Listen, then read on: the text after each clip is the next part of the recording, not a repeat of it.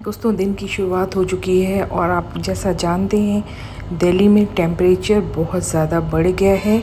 52 के करीब टेम्परेचर पहुंच गया है और गर्मी बहुत ज़्यादा है।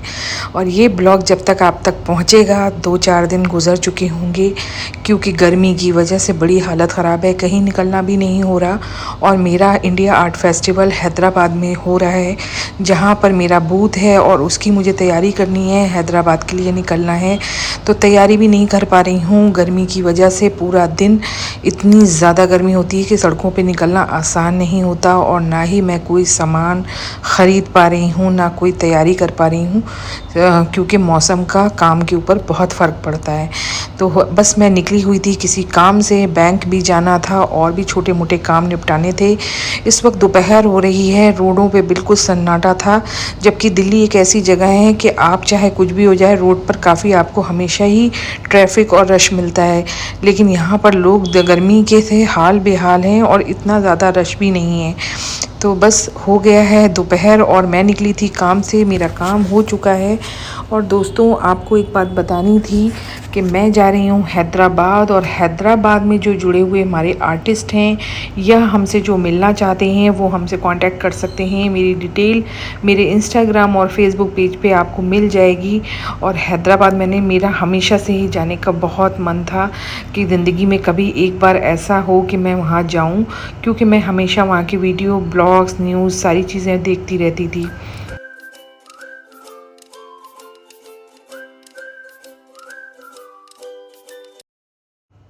तो बस वो दिन आने वाला है, दिन टाइम करीब आ रहा है। यहाँ मेरा काम निपट चुका है, आप देख सकते हैं ये है हमारे एरिया की मार्केट। और बस मैं काम निपटा के लौट रही हूँ घर। अच्छा, मैंने हमेशा की तरह आप लोगों को बताया है कि गर्मी से बचने के लिए अपनी सेहत का, अपने माँ बाप का, अपनी ख़ास करके अपनी मम्मी का बहुत ध्यान रखिए, क्योंकि ऐसी गर्मी में बहुत सारी बीमारियाँ होती हैं। और सबसे बड़ी बात है कि पानी ज़्यादा पिएं। जितना आप पानी पिएंगे उतना आपकी सेहत के लिए भी अच्छा होगा। और ये देखिए मैं जा रही हूँ, आप देख सकते हैं, लेकिन रोड देख लीजिए बिल्कुल खाली है। लोग अपनी दुकानों के अंदर हैं, कोई बाहर नहीं निकल रहा गर्मी की तपिश की वजह से। और आप बताइए आपके स्टेट्स में क्या मौसम है, कैसा चल रहा है, और लोग किस तरीके से अपने काम को कर पा रहे हैं। दोस्तों बस हो गई है अगला दिन और मैं आ चुकी हूँ एयरपोर्ट।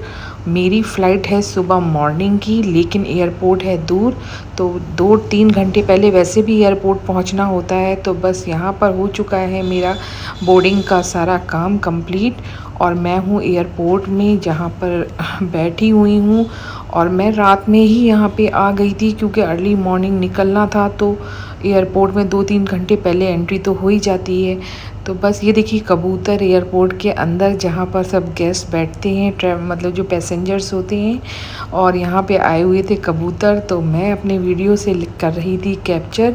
थकान बहुत ज़्यादा थी और रात भर की जगी हुई हूँ। और ये देखिए ये है दिल्ली का इंटरनेशनल एयरपोर्ट, जो दिल्ली और गुड़गांव के बीच में है।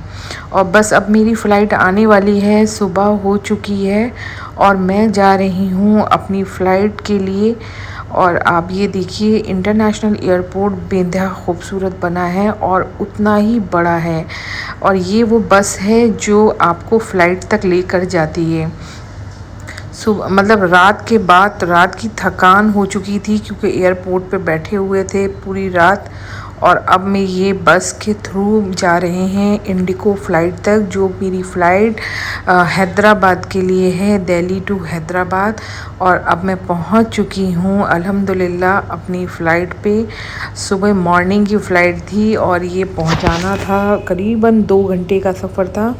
तो लोग लाइंस में लगे हुए हैं और फ़्लाइट की तरफ जाते हुए बहुत सारे लोगों ने ये डिटेल नहीं देखी होगी, क्योंकि लोग अक्सर अपने ब्लॉग्स में दिखाते तो हैं, लेकिन वो जो प्रोसेस होता है ना एयरपोर्ट से फ़्लाइट तक जाने का, एयरपोर्ट में पहुंचने के बाद आप जब बाहर निकलें तो बस होती है, वो फ़्लाइट तक लेकर जाती है। और उसके बाद यहाँ पर होता है आपका बोर्डिंग पास चेक। और उसके बाद ये देखिए वो मैं ऊपर जा रही हूँ, लगेज मेरा जा चुका है, हैंड बैग और पर्स मेरे पास है। धूप जो है सुबह 7 बजा, अभी 7 तो नहीं बजा है, लेकिन धूप इतनी तेज़ थी, बाप रे बाप, हालत ख़राब, इतनी ज़्यादा गर्मी। और ये इंडिगो फ़्लाइट है।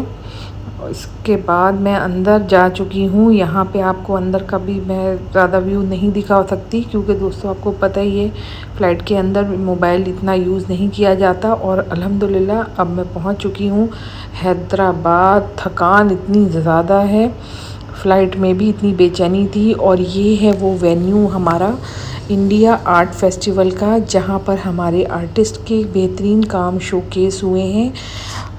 हैदराबाद का जो एयरपोर्ट है वो हैदराबाद का आउटर एरिया में है, यानी कि मेन सिटी से कम वो 30 किलोमीटर दूर है। तो बस वहाँ से मैं आई, फिर उसके बाद जो है मैं जल्दी जल्दी मतलब अपनी जहाँ रुकने का था वहाँ पे पहुँची, और नहा धो के निकल गई थी मैं अपने वेन्यू के लिए जहाँ पर सेटअप होना था। तो ये वो वेन्यू है इंडिया आर्ट फेस्टिवल का, जहाँ हमारे आर्टिस्ट की पेंटिंग सेटअप होनी थी।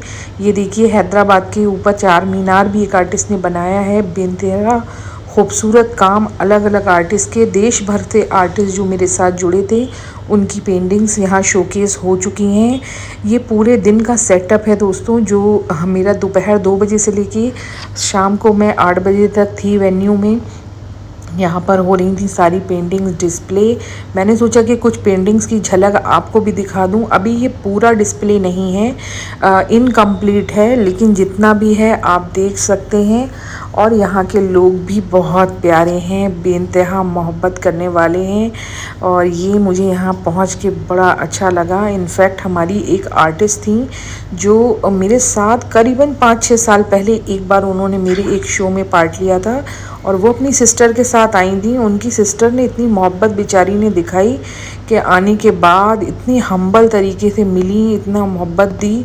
और उसके बाद फिर वो वहाँ से निकल गई, और बाहर जाने के बाद मेरे लिए पानी की बोतल, कोल्ड ड्रिंक और वहाँ की स्पेशल बिरयानी लेके आई चिकन की। मैंने उनको बहुत मना किया कि मैं ऑलरेडी लंच करके आई हूँ, लेकिन उन्होंने नहीं मानी, और वो ज़बरदस्ती फिर उन्होंने मुझे बिरयानी वगैरह दी कि आप प्लीज़ पहले लंच करिए, उसके बाद आप काम करवाइएगा। तो मुझे ये जो गेस्चर था ये बहुत अच्छा लगा। ये गेस्चर आपको हर जगह देखने को नहीं मिलता। इनफैक्ट मैं आप दिल्ली में इतने सालों से हूँ, मुझे वहाँ पे भी इस तरह का गेस्चर देखने को बहुत रेयर मिलता है, क्योंकि इससे ना इंसान की सभ्यता कह लें या उसका कल्चर कह लें, उसका भी पता चलता है कि आपके शहर में अगर कोई आया है और आपसे मिला है वो पहले, तो उससे किस तरीके से मोहब्बत से पेश आना है, किसके साथ किस तरीके से बात करनी है। वो सारा गेस्चर जो है, बहुत सारे लोग तो स्माइल भी नहीं करते हैं, ऐसा लगता है कि एहसान कर रहे हैं मिलके। तो ये चीज़ मैंने देखी, क्योंकि मैं बहुत लोगों से मिलती हूँ, और शायद आप भी अपने काम में इन सब बातों को अक्सर फेस करते होंगे। तो ये देख सकते हैं, ये चारों तरफ का व्यू है, जो वेन्यू है जहाँ पर ये फेस्टिवल हो रहा है, और 7 तारीख को है इनॉग्रेशन। तो फाइनली सेटअप हो चुका है, और अब शाम को हो रही है जाने की तैयारी। और साथ ही दोस्तों मेरे बूथ के सामने एक बूथ जो है वो प्रॉपर पूरा बनाया जा रहा है, जैसे कि एक मकान बनाया जाता है, इस तरीके से वहाँ का सेटअप चल रहा था। और ये वेन्यू के बाहर का आउटसाइड का व्यू है, जो ये यहाँ पर कोहिनूर करके जो हॉल है, किंग कोहिनूर। और ये देख सकते हैं कितना खूबसूरत है बाहर का नज़ारा। शाम रात हो चुकी है, पहाड़ लगे थे स्कल्पचर, सारे लोग अलग अलग देश भर से आए हुए थे। बस थकान इतनी ज़्यादा थी, नींद बहुत आ रही थी, बिल्कुल चला भी नहीं जा रहा था, और पूरे बदन में दर्द हो रहा था, क्योंकि कई रातों से जगी हुई थी। और स्पेशली आते वक्त तो पूरी रात 1 सेकंड भी आँख नहीं झपकाई थी। तो आप ये देख सकते हैं, और आप सभी का स्वागत है जो लोग हैदराबाद के हैं और हमारे ब्लॉग को देख रहे हैं। आप लोग ज़रूर आइएगा। और कल से लेकर 9 जून तक यहाँ पर फेस्टिवल चलेगा। सुबह 11:30 बजे से लेकर रात को 8 बजे तक ओपन है। अपना ख्याल रखिएगा, नए ब्लॉग में जल्दी मुलाकात होगी। ठीक।